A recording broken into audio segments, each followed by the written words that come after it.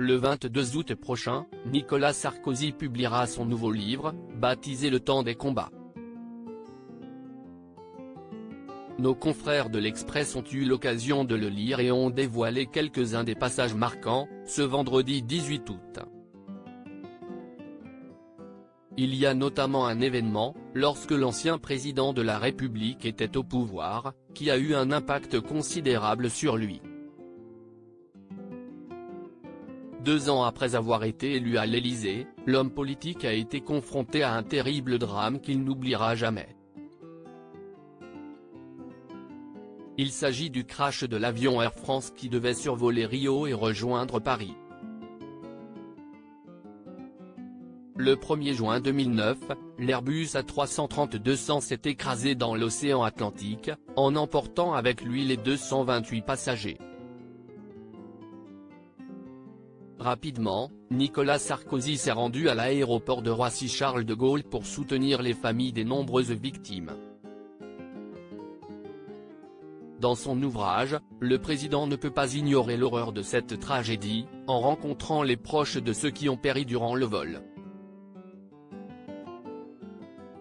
Ce soir-là, je vis de près la souffrance et la détresse humaine dans leur nudité et dans leur effroyable cruauté, confie l'ex-chef d'État avec émotion.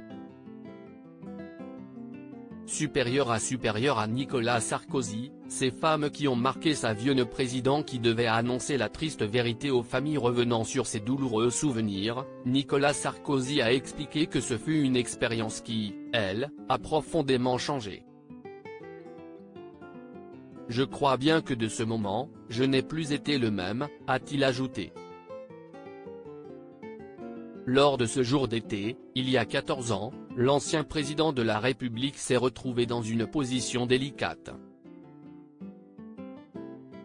Il avait notamment expliqué, comme le rapportait Ouest France en octobre dernier, avoir dit la vérité aux familles des victimes, alors en attente d'informations sur le vol, à savoir que les perspectives de retrouver des survivants étaient très faibles. Par la suite, d'importantes recherches ont été mises en place pour tenter de retrouver l'appareil. L'aviation de l'armée américaine a même été appelée en renfort et un sous-marin nucléaire de la capitale française a été utilisé. Ce n'est qu'en avril 2011 que l'épave de l'avion est retrouvée, et seulement 104 corps sur les 288 ont pu être remis aux proches. Article écrit avec la collaboration de 6 médias Crédit Photo, Stéphane Le Mouton.